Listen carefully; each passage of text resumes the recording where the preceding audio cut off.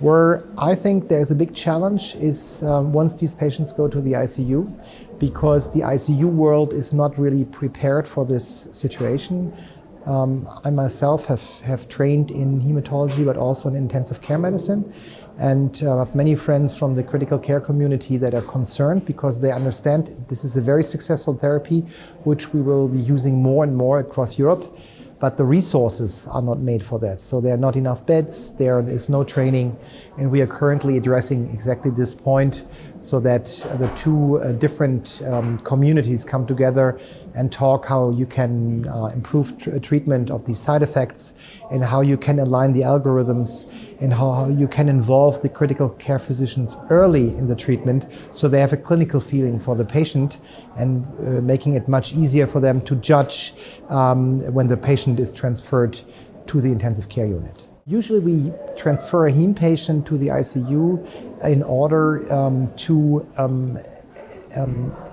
to make a curative treatment possible.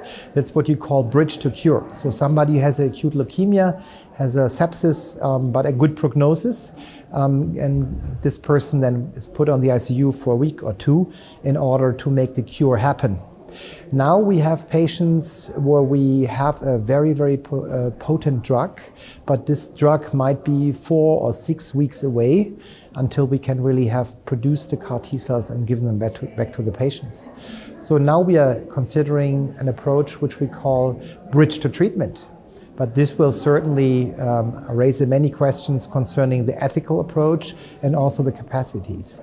And actually, if we want to give the CAR T cells some time to have their effect, we might even have to wait longer with this patient, so maybe another 4 weeks to be able to judge whether there is a response or not. And this is what we call a bridge to response. So with these concepts we are struggling because obviously the system and also our ICU algorithms and capacities are not ready for that. So this will be the questions that will be the challenges of the next 2 to 3 years, I think.